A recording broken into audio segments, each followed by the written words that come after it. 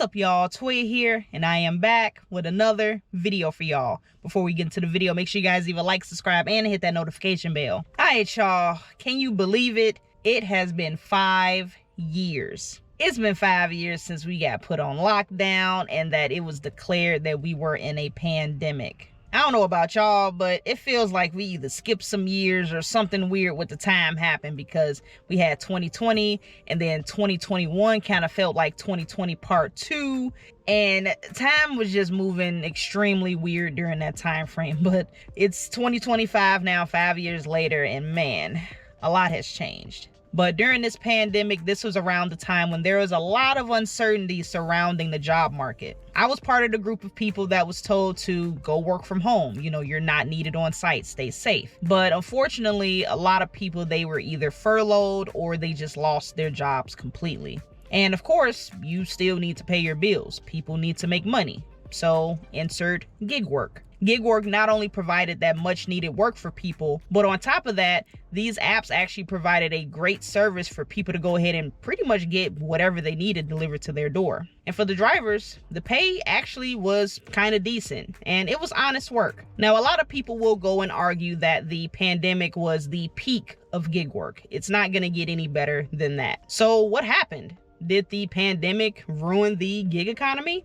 Let's talk about it. Now, before we go ahead and get into the comparisons and everything that we want to discuss today, we need to go back really quick and talk about the growth of gig work. Now, gig work has actually been around for some time, but it wasn't until the pandemic that it really went ahead and exploded and got more popular. If you look at the numbers, they actually show that the number of gig workers pretty much doubled between 2020 and 2021. Like I mentioned earlier, a lot of people were looking for other alternatives to make their money, and gig work, it filled that void. It was super easy to get into, and the flexibility just made it super ideal. And with so many people ordering, there was just plenty of work to go around for everyone. Now, for myself, I didn't officially get into gig work until 2022, but I did dabble in a little bit of DoorDash during 2020. I would actually go out occasionally during my lunchtime, and in that short hour that I had, I was able to go ahead and bring in $20, sometimes $30 off of just 2 or 3 orders. People were extremely generous with their tips, because people were like, hey, you know, you're braving the pandemic to go ahead and bring my order. You know, here's my way of showing you my gratitude.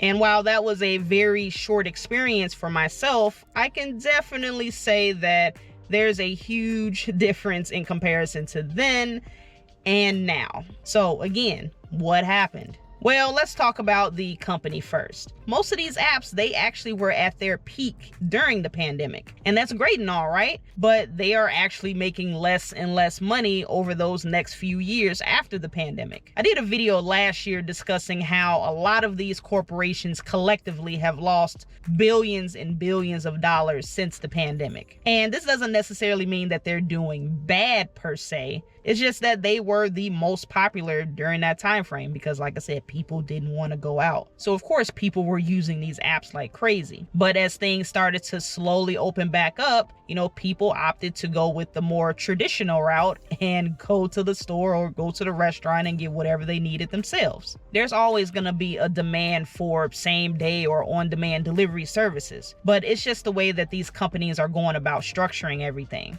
Greed, unfortunately, always seems to have these companies in a chokehold when it comes to their decision making. So while yes, a lot of people decided to just go out and do things for themselves again, a lot of people actually got turned off from these apps just simply because the fees, they just got too ridiculous. A $15 sandwich that you would go ahead and normally order in person could easily turn into about a $30 bill. And it's not like a majority of that is going to the drivers. Remember that base pay for most of these delivery apps for food, it's about $2 or $3. Meanwhile, the customer is already paying close to $30 just for the meal itself, and that's not even including the tip. You know, some people can argue that these apps, they're trying to get back to those same profit margins that they had during the pandemic, but unfortunately, that's just not going to happen, especially with this current economy. But they continue to push the limits, and the ones that are taking a beating here, they're the customers and the drivers. And with that being said, why would customers decide to stick around and continue to take that beating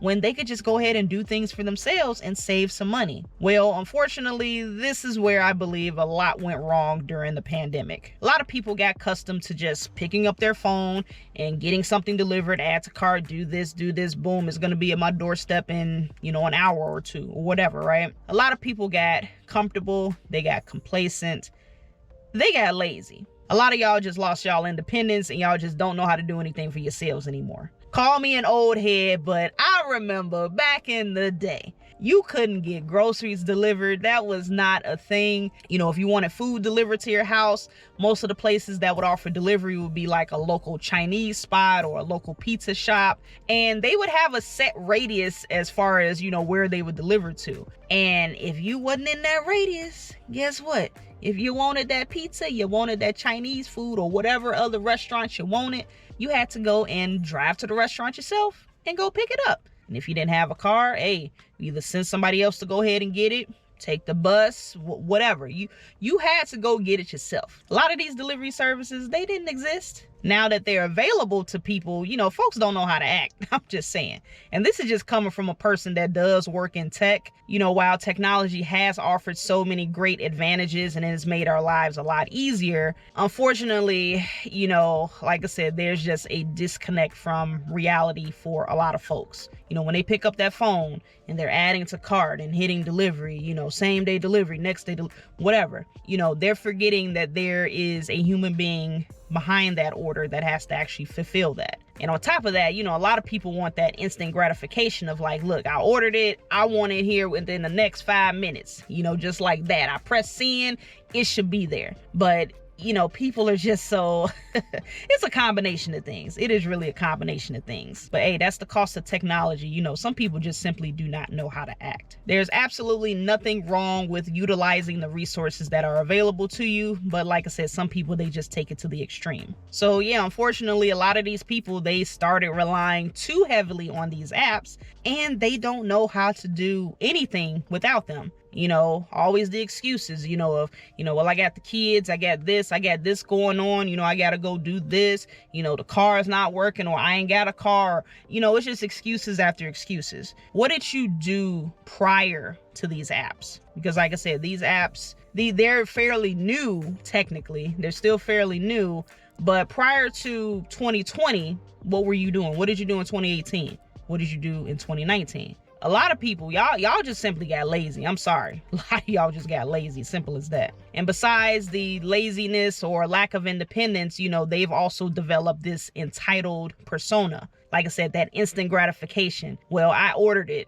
It should be at my doorstep. They have the most complaints about the pricing, the service itself, it's taking too long, it's doing it, all the complaints in the world. And usually, not all of the time, but a lot of the time, a lot of these people, they're going to be the ones that are your non-tippers. And of course, they end up being the most difficult people to work with. So over time, these luxury services have evolved into necessities for these people.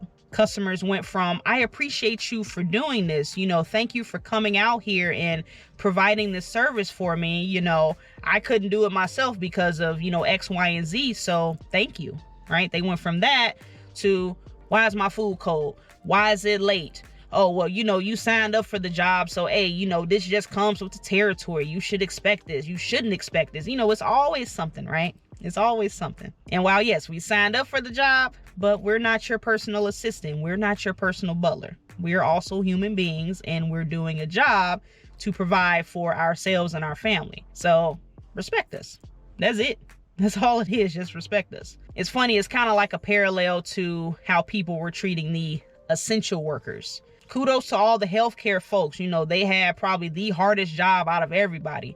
But I'm talking about like the grocery store workers, the waiters, the waitresses, all of the people who, they kept things running, but they weren't seen as important until, the pandemic hit. Now they're essential workers, right? Now they're essential. Now we care about you. Thank you for all that you do. But as soon as that pandemic went out the window, or even prior to the pandemic, Y'all just whatever.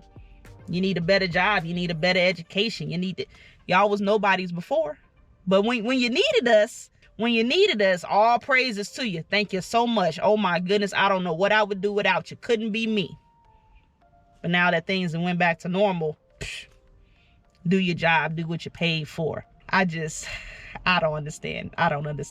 But just to wrap up, between the company's greed and the customer's entitlement, it's tough. It is a lot to deal with as a gig worker. We're just trying to make our money. And, the climate of how things are currently operating, that shouldn't dictate, the respect that's given. It shouldn't dictate how we're treated. We're all human beings just trying to survive. And for me, I'm just going to go ahead and keep doing my gig work on the side. It's a great extra source of income to supplement what I'm not getting from my W-2. And that's the reality for a lot of people, actually. And that's why a lot of people are going to continue to stick with gig work. But with that being said, do I think the pandemic ruined the gig economy? I guess it just depends on how you look at it. Did it make people dependent on the apps and just straight up lazy? I believe so. I also believe that it made companies big-headed and greedy while trying to chase that same profit margin that they had before, but it's at the expense of the customers and the drivers. So in that sense, I guess you can say that, yeah, the pandemic did ruin the gig economy. But even then, gig work, it's here to stay. And you just have to make it work in your favor as much as you possibly can. That's all you can really do. But yeah, guys, that's pretty much it. That's pretty much all I got for this video. Now, I would love to hear your opinions on this particular topic. Do you think that the pandemic ruined the gig economy? Matter of fact, what was the peak of gig work in your opinion? Like I said, I technically didn't start until 2022, but in the little bit that I did dabble in 2020, I can definitely say that there was a much bigger appreciation for drivers than it is today. But based off of your experiences, just let me know in the comments. Now, before I go, I have to remind you guys to leave a like, subscribe, and hit that notification bell so you do not miss a video. But I'm gonna go ahead and get up out of here, guys. I hope you guys enjoyed this video. I'm gonna catch you guys on the next one. And as always, stay safe out there and keep grinding.